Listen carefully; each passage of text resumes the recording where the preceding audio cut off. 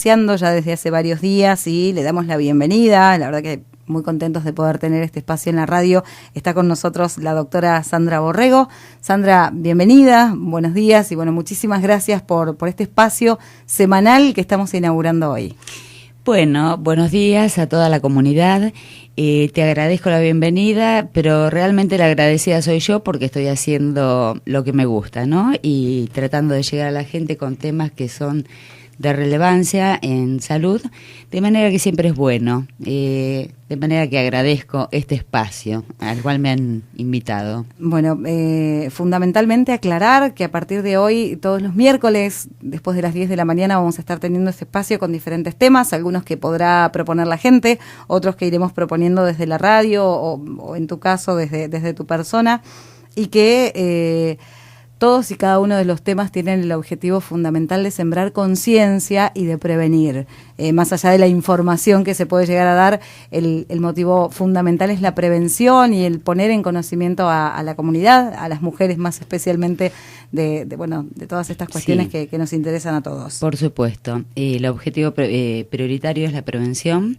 Llegar a la comunidad con algunas situaciones que por ahí le generan dudas, por eso es que estamos, tanto vos como yo, dispuestos a que la gente envíe sus temas que les parecen de relevancia, preguntas, dudas, como para poder ir evacuando todo eso, dar armas para poder prevenir, ¿no? Porque es fundamental, te diría, es muy importante la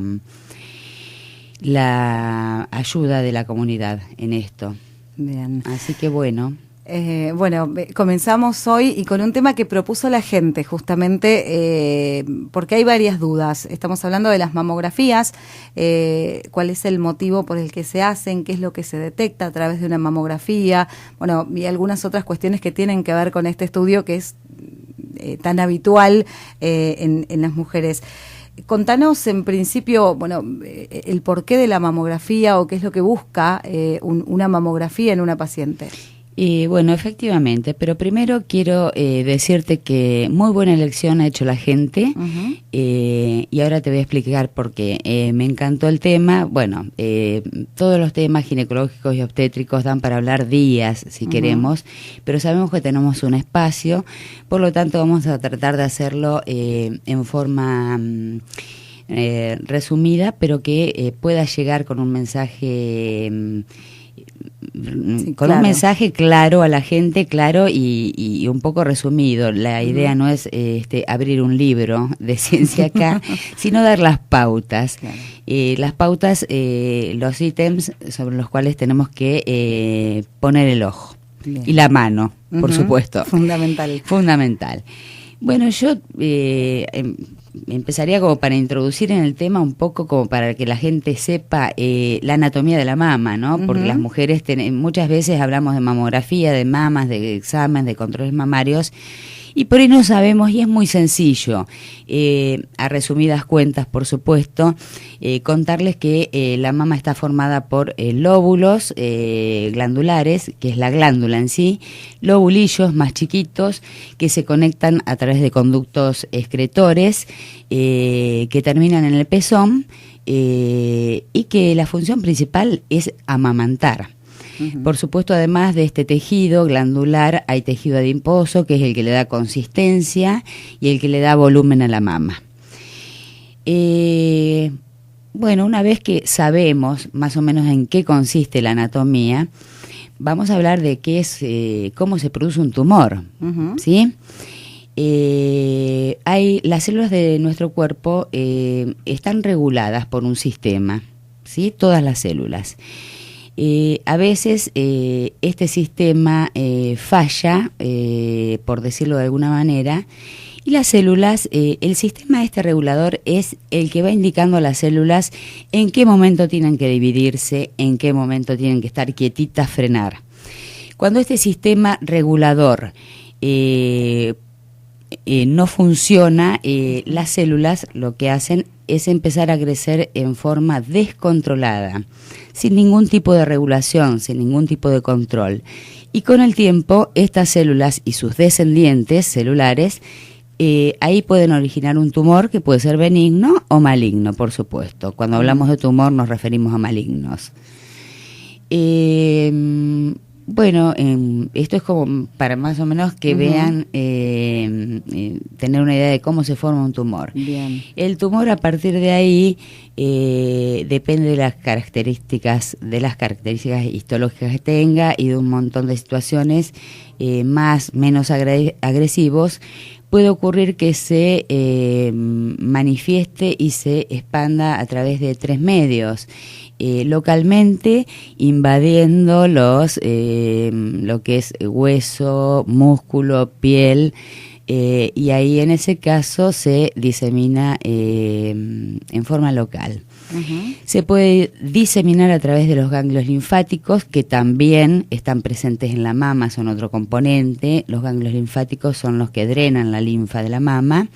Son pequeñas nodulaciones que están presentes y vasos. Y a través de la linfa, estas células tumorales ya formadas pueden transmitirse, diseminarse hacia los 2 principales sitios. El primero es la axila, por supuesto, uh-huh. La primera localización ganglionar, y la cadena mamaria interna, que está ubicada en la parte anterior del pecho, en el esternón.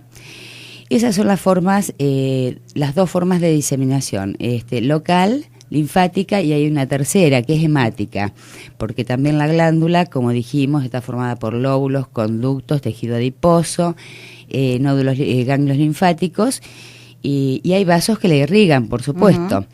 A través de estos vasos, cuando se ha formado un tumor, estas células tumorales pueden viajar por los vasos sanguíneos, ir a parar a otros sitios del organismo, en el caso de la mama principalmente al hueso, al pulmón, al cerebro, al hígado, y es lo que denominamos habitualmente metástasis uh-huh. del tumor, es decir, cuando el tumor ya se fue fuera del área donde se originó. Uh-huh. Con respecto a la detección, es fundamental, y yo creo que esto es el punto que por ahí concluimos y que más nos interesa a todos, detectar precozmente. Uh-huh. ¿Por qué? Porque el cáncer de mama sabemos que es el cáncer más frecuente en todo el mundo, no solo en la Argentina. Le sigue el cervicuterino, el de cuello de útero, uh-huh. pero el cáncer de mama es un flagelo realmente, y si bien los porcentajes, por supuesto hay países que tienen una alta detección precoz, donde la mortalidad prácticamente tomado en formas precoces, estos tumores son curables, están más avanzada todo lo que es la detección. Y ahora también vamos a hablar por qué en países como Canadá, Estados Unidos, los Países Bajos, Japón, ahí se estima que la supervivencia a un cáncer de mama en estadios tempranos es 80%. En algunos artículos, hoy en día tenemos la alegría de nuevos artículos científicos, por supuesto, donde ya hay países que llegan casi a un 100% de supervivencia cuando uh-huh. el diagnóstico es precoz, y esto por supuesto está muy bueno. En los países con medianos ingresos, la supervivencia se estima que es de un 60% cuando el diagnóstico es precoz, y en los países con bajos ingresos es de un 40%. Estas son cifras un poco alarmantes, pero es así, el cáncer de mama es alarmante por la incidencia. Tenemos que tener en cuenta, y vamos a resumir esta primera parte del tema, que es, primero, es el cáncer más frecuente en las mujeres en la Argentina y en todo el mundo.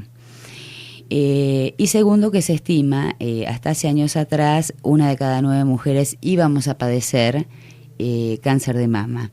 Hoy en día ya se sabe que 1 de cada 8 mujeres vamos a padecer cáncer de mama. De manera que amerita hacer prevención, focalizar en este tema, porque digamos que la incidencia es altísima. Uh-huh.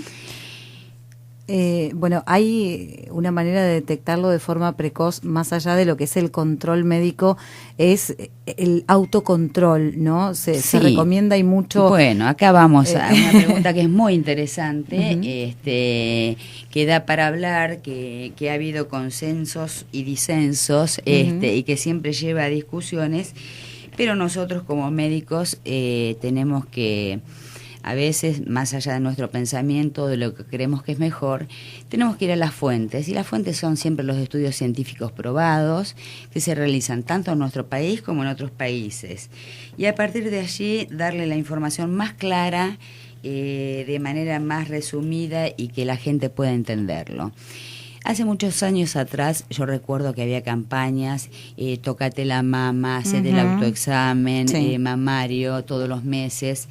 Y no está mal, sabes que no está mal que la mujer conozca sus glándulas, las palpe. En general hay una época para recomendar esto y también después vamos a explicar por qué, que es el posmenstruo inmediato, porque la glándula mamaria sufre, está bajo los efectos de influjos hormonales que tienen que ver con el ciclo menstrual y con algunas etapas de la vida, que a veces en el periodo menstrual, periovulatorio, pueden estar inflamadas, a expensas de las hormonas que circulan en nuestro cuerpo, por supuesto. Por eso es mejor la semana posterior siempre a la menstruación. Con respecto a este tema del autocontrol mamario, empezaron a aparecer artículos en otros países, por supuesto siempre probados. Siempre cuando hablo de artículos estoy hablando de artículos científicos, porque lamentablemente todas estas confusiones y mitos a veces se generan en los medios de comunicación masivos, en la web, y también la mayor fuente de difusión creo que comienza desde los médicos. Este autocontrol es bueno, pero solo me parece que es sobrecargar una responsabilidad muy grande a la mujer de tener que estar haciéndose cargo de su salud. Esto no es conveniente de ninguna manera, por lo tanto, el autocontrol sí, mamario, pero siempre con el control médico posterior, porque es el médico quien va a detectar, en definitiva, si hay alguna alteración, o va a saber en esa mama qué corresponde hacer de acuerdo a la edad, a los antecedentes, al síntoma que presente en ese momento la paciente. Es el médico el que tiene que decidir con precisión qué es lo que debe realizarse con cada paciente. Y en esto es válido aclarar que, como le digo yo siempre a todos mis pacientes, cada persona es un ser único, irreemplazable en este mundo. No estamos clonados, gracias a Dios, por lo tanto los cuerpos son diferentes. Los síntomas que puede aparecer en una persona no aparecen en otra, y a veces no aparece ningún síntoma. Es un hallazgo en una placa de control, bienvenida a esa placa de control. De manera que también es un poco que llegue a la conciencia de la gente que esto de hablé con mi vecino, o me dijo mi amiga, claro, o la vecina de mi tía me contó. Bueno, es erradicar mitos. Tenemos que ir siempre a la fuente, porque lo que me pasa a mí, somos mujeres las dos y puede que no te suceda a vos. Y esto lo tenemos que tener en claro. Me habías preguntado... bueno, si el autocontrol era recomendable, sí, y a la vez, ¿en qué momento? Es recomendable, ya te lo... con ese límite, digamos, con este límite, no sobrecargar a la paciente con la responsabilidad de que es precisamente, valga la redundancia, la responsable de su salud. El autocontrol mamario es válido siempre y cuando esté seguido o anticipado a un control médico especializado. ¿Y por qué te digo esto? Porque si yo voy a controlar la mama, no puedo ir a ver al médico de familia.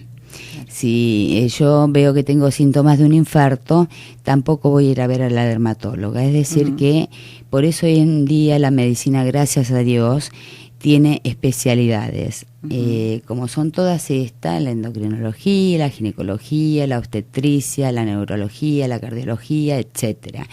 Y a su vez, en muchos casos, cada especialidad tiene subespecialidades, como es el caso que a mí respecta en lo que hago, ginecología y obstetricia. Nos encontramos que hay muchas subespecialidades.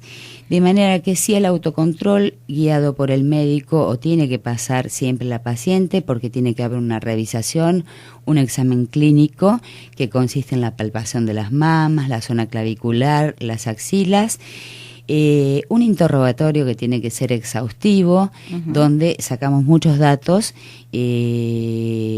Por supuesto, tenemos en cuenta los positivos, de acuerdo a lo que estamos buscando en este caso un cáncer de mama. Y en estos datos no pueden faltar los antecedentes familiares, si hay dolor o no, si hubo cambios en la mama, si una mama aparece de pronto más grande que la otra, aparece inflamada con cambios de coloración, si aparece diferente la piel, y esto cuando la piel se produce esto que te voy a explicar que se llama, y a la audiencia por supuesto, piel de naranja, es típicamente la piel de una naranja. Puede haber hundimientos del pezón, que se llaman retracciones, puede haber secreción por los pezones, y siempre las secreciones ameritan una consulta médica. Después puede haber otros síntomas más vagos, como son el dolor a la compresión, pero siempre ante algún signo o síntoma es recomendable acudir al médico especialista en esto. Bien. Ahora, cuando se tienen síntomas, es lógica la recomendación. Hablando del tema del control de mamas o de la mamografía, que era el tema puntual.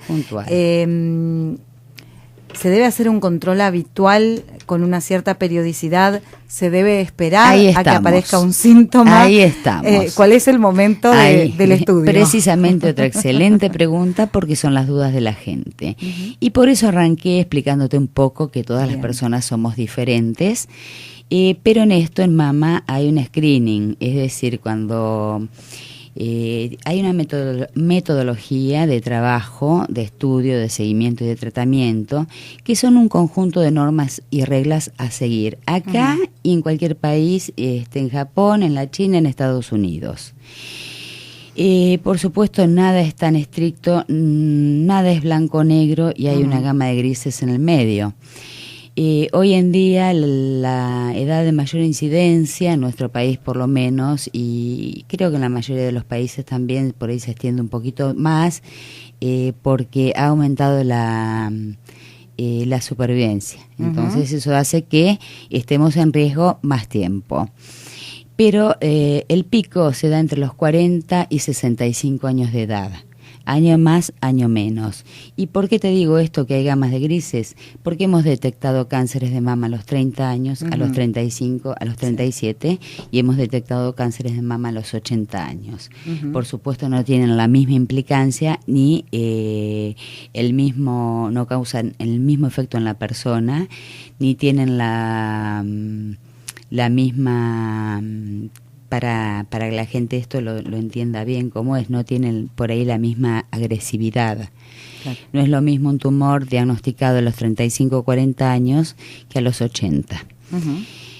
En general, en la gente más joven los tumores suelen ser más agresivos por el tipo histológico, por el grado nuclear y por una serie de un montón de cosas que estudiamos los especialistas, pero que en la gente no hace falta que sepa estos datos, porque creo que sería aburrido, no entendible, y la idea es que se entienda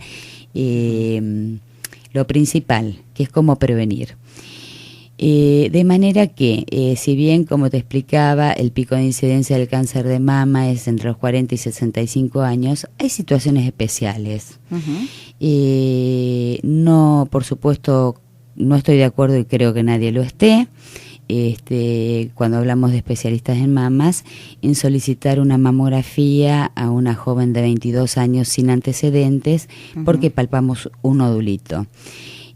Para estos casos siempre hay estudios que anteceden a una mamografía, que es la palpación, tocar, revisar, interrogar, y después Si hace falta pedimos una ecografía para ver las características del nódulo, que en general a esta edad son nódulos benignos denominados fibroadenomas, lo cual no significa que nos vamos a quedar tranquilos y vamos a dejar la historia hasta los 40, hasta que esa paciente cumpla 40. Tendrá estudios periódicos, ecográficos. Si en algún momento surge algún cambio, ahí está. Tenemos que introducir otros estudios para quedarnos tranquilos y llevarle la tranquilidad a la paciente, pero por sobre todas las cosas no pasa por nuestra tranquilidad, pasa por la detección. Tenemos la obligación de detectar precozmente. De manera que acá ya te estoy marcando que hay situaciones especiales en las cuales se puede ver adelantada una mamografía antes de los 35-40, y siempre y cuando la sintomatología, los signos y la palpación y el interrogatorio lo ameriten, creo que es válido. Por supuesto, esa paciente de 22 años no va a seguir. Si detectamos que lo que tiene es bueno, se le explicará cuál va a ser el control, y después cada especialista va a saber cómo conducir a futuro esa paciente. Bien. Con respecto al resto de la población, el control para la población general sin antecedentes sana, donde un examen, un interrogatorio es normal, no presenta síntomas, signos, no presenta ninguna molestia, se hace una palpación exhaustiva de la mama, de los espacios supraclaviculares, de las axilas, y tocamos con normalidad. El control anual mamográfico es indispensable, porque esto ha logrado, algunos radiólogos creían hace unos años atrás y sugerían cada 2 años, y está bien cada 2 años, pero en la práctica médica cotidiana, diaria, hemos visto y vemos que un cáncer con una mamografía de hace 14 meses anterior y aparece una modificación mínima y ahí ya tenemos el cáncer y no pasó un año. Claro. De manera que el control médico y la mamografía anual la recomiendo por sobre todas las cosas, y en esto no tengo dudas, anualmente en el rango de esas edades. Después contemplaremos fuera de esas edades cada caso en particular. Bien. Sandra, el tema de las mamografías surgió también por una duda. Mencionabas recién, hoy por hoy en la era de la tecnología, lo fácil que es acceder a la información, aunque no siempre tenemos información que es real, que es verídica, que es comprobada. Hay mucho miedo y se ha generado mucho miedo en las mujeres porque se habla de el riesgo que representa una mamografía para otro tipo de enfermedades. Bueno, hay una preocupación, incluso nos enviaban un mensaje hace unos días que está circulando que dice que es necesario proteger la tiroides antes de hacer un estudio mamográfico porque incrementa los riesgos. Y estoy al tanto. Que hay desierto. Estoy al tanto, sí. Porque, digo, este tipo de cosas también, este tipo de campañas, atentan contra la tranquilidad salud, de una mujer que la quiere salud ir, psíquica de la gente, total. Claramente. Bueno, sí, estoy al tanto, algunas cosas me han llegado, algunas cosas me han preguntado, y es bueno que la gente tenga dudas y las pueda exponer, y es bueno que generen la duda en uno, porque mientras tengamos duda, vamos a seguir estudiando y aprendiendo, y eso es buenísimo. Bien. Por lo tanto, me encanta que la gente tenga dudas y que me genere dudas. Con respecto a este tema, como vos decís, bien dijiste, esto surgió a partir de publicaciones periodísticas. La web es un sitio muy adecuado para algunas cosas y muy importante, y para otras es altamente nocivo, porque la gente se mete en sitios web que no son sitios de calidad ni que nada tienen que ver con estudios realizados en universidades y en centros mundiales de salud que se dedican a hacer precisamente, además de atender a la población, se dedican a hacer los estudios científicos, y eso lleva un tiempo. de análisis, y una vez que el estudio científico es publicado, debemos creer en él si creemos en la ciencia y debemos ponerlo en práctica y llevarlo a cabo. Por eso es bueno la duda, porque siempre nos incita y nos insta a seguir leyendo y aprendiendo, y está muy bueno. Algo me había llegado ya hace un tiempo atrás, y eso te obliga a leer. Y a leer de nuestro país y a leer lo que está pasando en otros países, ¿no? Y todos los datos que son extraídos de estudios científicos realizados en Canadá, realizados en Estados Unidos, inclusive la Sociedad Argentina de Radiología también tiene sus estudios hechos. Y todas estas entidades, como es el Colegio Americano para Protección Radiológica, la Asociación de Mamas Internacional, la Asociación Argentina de Radiología, después de realizar estudios exhaustivos, llegaron a la conclusión unánime que no hace falta usar la protección plomada sobre la tiroides para hacer una mamografía. ¿Esto qué implica? Y hay que explicar muy bien esto, porque realmente es importante que la gente lo entienda de esta manera, porque si no puede repercutir en que deje de hacer mamografías, cancele turnos, claro, como hemos visto, por temor a. Estos temores hay que sacarlos, y por eso es bueno que la gente pregunte y se saque las dudas.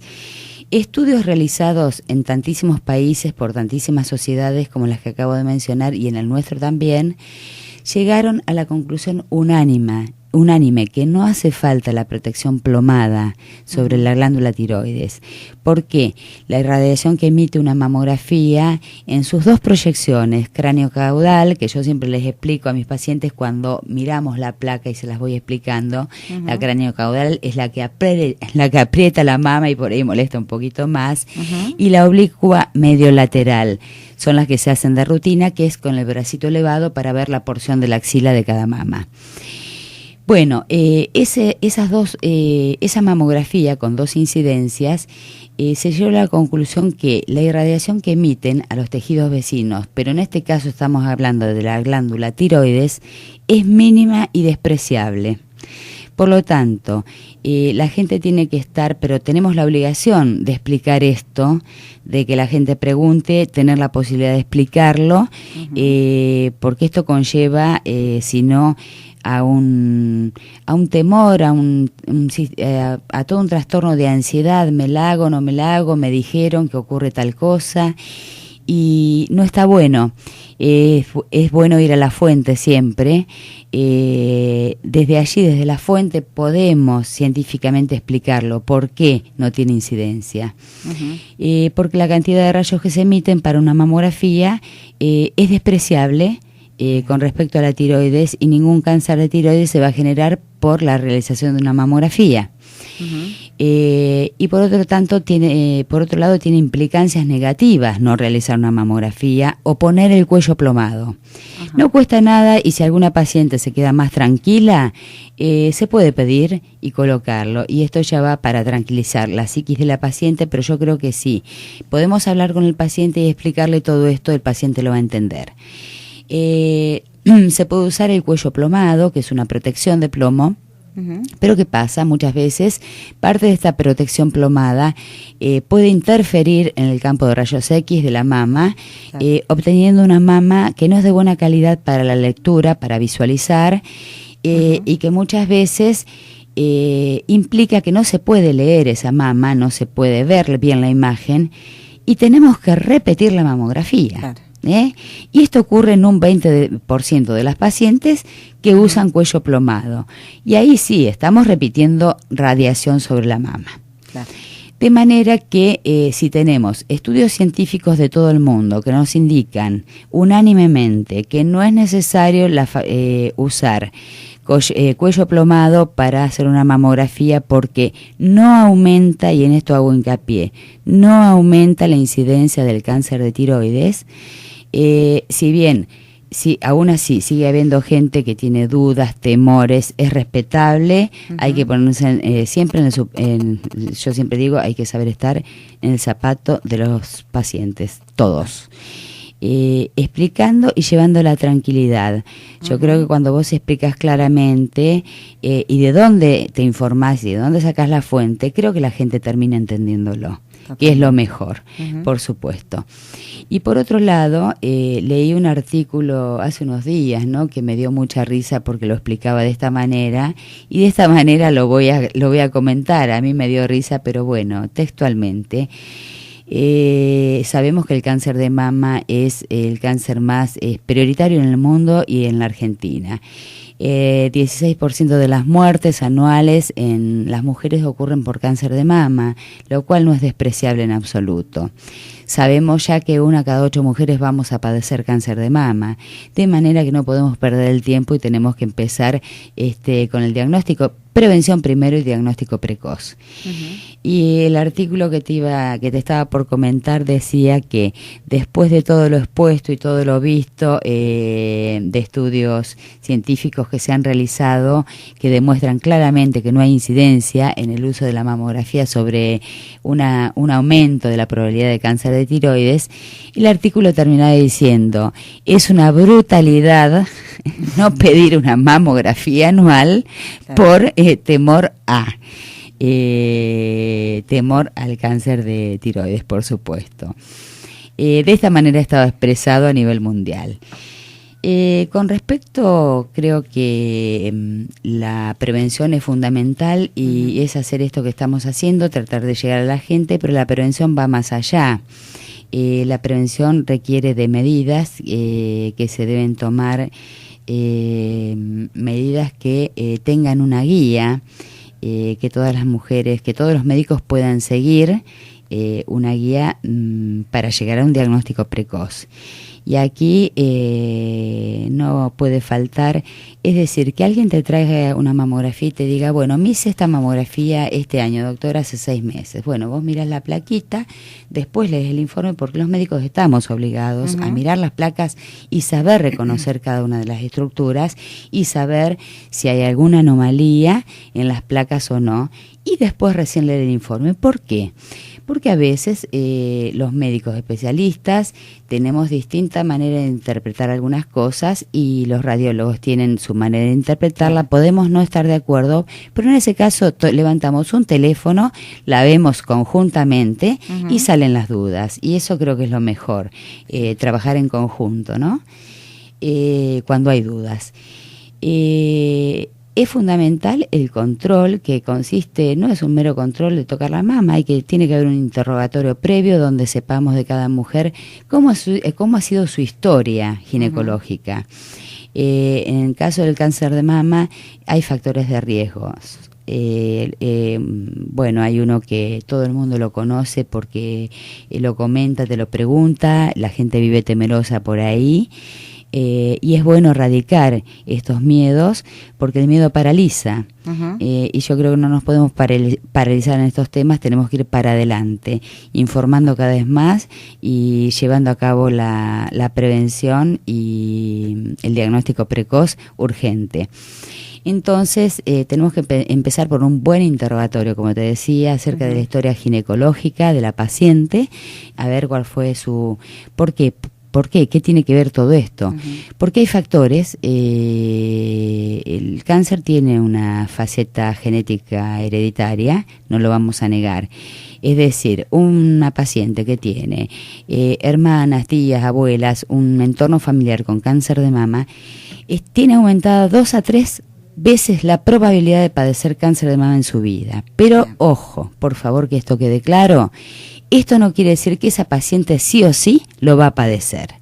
Solamente quiere decir que tiene aumentada la probabilidad 2 a 3 veces con respecto a la población general que no tiene antecedentes. Bien. ¿Esto queda claro? ¿Se entendió? Clarísimo. Es importantísimo. Clarísimo.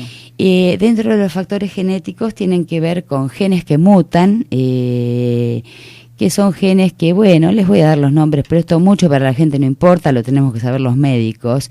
El gen BRCA1, BRCA2 P53. Cuando estos genes mutan, la probabilidad en esas pacientes aumenta mucho de padecer cáncer de mama. Y hoy en día, pacientes que tienen factores hereditarios y que tienen una alta carga, se pueden, mediante una consulta genética especializada en mama, se pueden determinar la presencia de estos genes o no en sangre periférica, con un estudio que, si bien no es económico, la salud pública no lo cubre en general, pero yo he tenido varios, más que un par, de casos en que mujeres donde ellas padecían el cáncer de mama, la hermana, la mamá, la tía, por supuesto tenían una amplia preocupación acerca del futuro de sus hijas mujeres. Y siempre hay que dar un consejo especializado, es decir, nosotros podemos hasta acá, pero siempre la ciencia puede seguir un poco más allá. Tenemos que quitarnos un poco, es decir, hasta donde podemos, y lo que no, siempre hay que hacer una consulta más avanzada. Bien. Con respecto a los factores de riesgo, continuamos un poquito como para que la gente tenga idea, sepa y preste atención. Dentro de los factores hereditarios también están la menarca precoz, es decir, la edad de desarrollo de una mujer precozmente, a los 10, 11 años, como la menopausia tardía después de los 52, 54 años, generan factores de riesgo para cáncer de mama. ¿Por qué?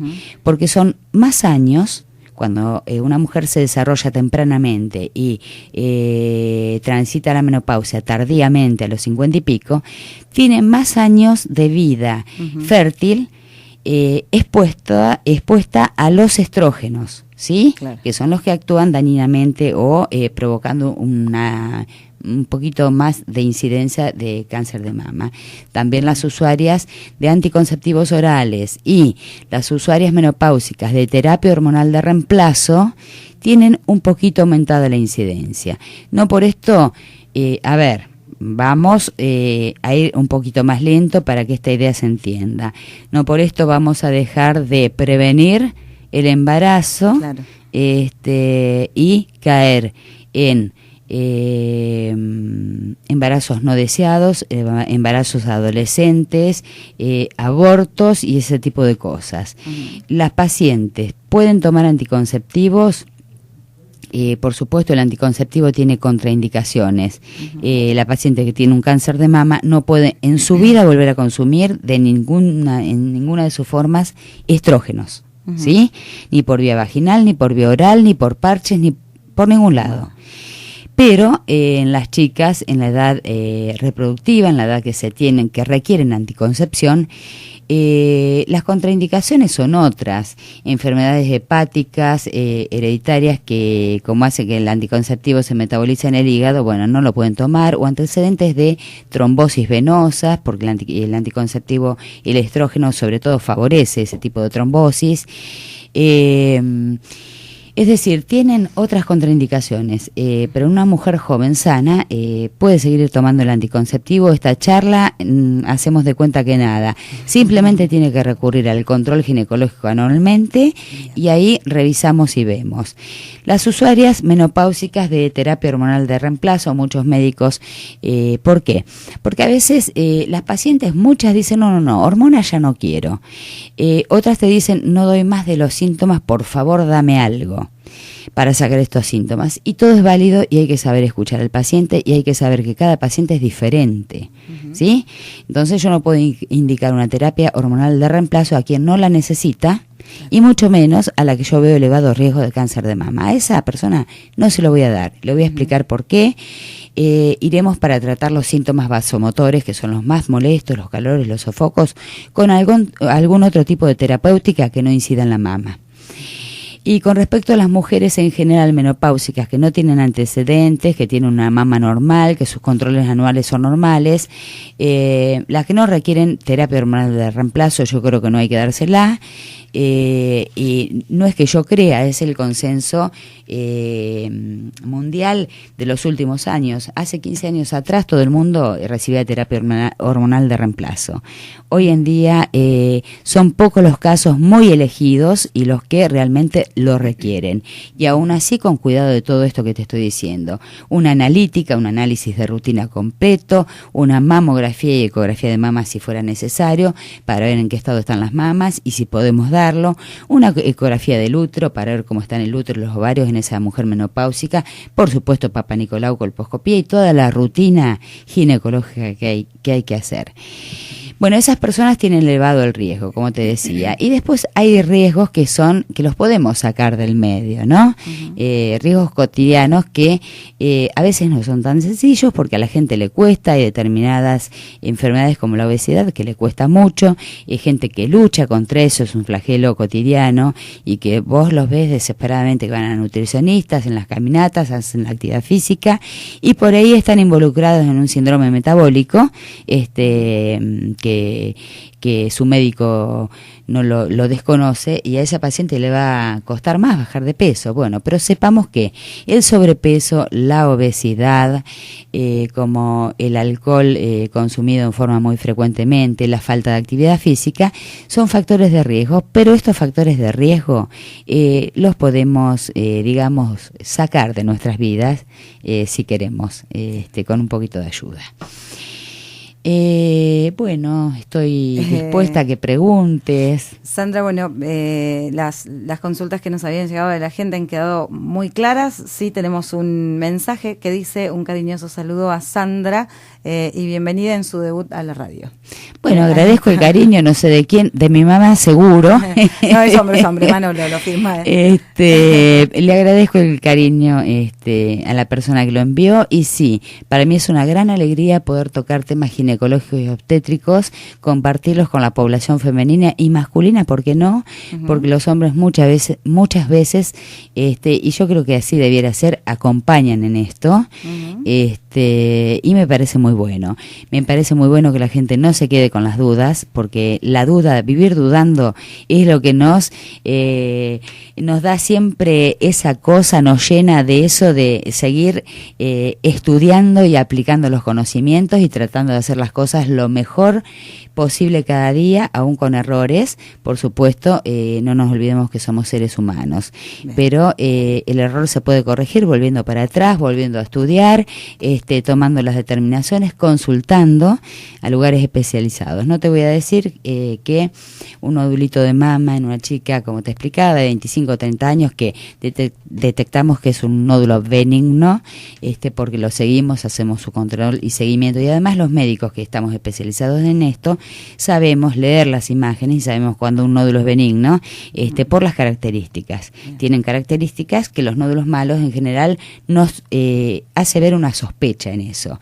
Y cuando nosotros sospechamos, ya sea en una ecografía o en una mamografía, ¿qué vemos? ¿Qué buscamos? Vemos si hay nódulos. Vemos cómo son esos nódulos, si son regulares o no, si son atípicos, espiculados, estrellados. Vemos si hay calcificaciones. Las calcificaciones son sedimentos de calcio precisamente producidos por células de la glándula y que en la mayoría de los casos son benignos porque están dispersas, son macroscópicas, las podemos ver a simple vista sin microscopio. De hecho, si hay que usar, sin lupa, sin una lente de aumento, debemos usarla. Pero el tema de las calcificaciones a veces aparecen de otra manera, donde nos llama un poquito la atención y ahí tenemos que apuntar el ojo. Aparecen en forma agrupadas, dismórficas, es decir, con morfología diferente cada una, irregulares, en un sector determinado todas juntitas. Eso nos tiene que llamar la atención para progresar en estudios, hacer un estudio superior, como puede ser una mamografía focalizada con magnificación, una resonancia magnética y en el caso de las calcificaciones una biopsia, por supuesto. Sandra, muchísimas gracias, muy claro este primer tema, estamos ahí con el horario justo, yo sé que bueno, qué pena, había mucho más para hablar, sí, por supuesto. Yo sé que te apasiona y que hay muchísimo por decir, lo hablábamos antes cuando nos reunimos por primera vez para formar este espacio, estos temas son apasionantes realmente. Y además tienen mucho contenido de información que la gente tiene que tener en cuenta, pero por supuesto si quedan dudas, si quedan consultas, queda abierto para seguir hablando de este tema. Por supuesto, y pueden mandar a tu mail o al mío de Face las dudas y consultas, por supuesto no las puedo responder en privado en la práctica cotidiana porque tengo que estar trabajando, pero en los encuentros semanales acá lo podemos hacer, sobre todo las dudas. Con esto, y termino, quiero 2 cositas que queden en claro: no dejar de hacer el control anual. El control anual hay que hacerlo completo, pero en lo que es mama y cuello del útero, sabemos que el de mama es el cáncer más frecuente en la mujer y le sigue el de cuello del útero. No lo podemos dejar de realizar, por nada que nos llegue que una placa va a aumentar el riesgo de tiroides ni nada por el estilo. Bien. Como así un Papa Nicolau y una colposcopía hecha a tiempo no va a aumentar el riesgo de ningún órgano en nuestro cuerpo. Hay que realizarlos realmente. Te agradezco mucho este espacio. Bueno, quedaron muchas cosas sin hablar, pero bueno, saludamos a toda la comunidad y hasta la semana que viene si Dios quiere. La doctora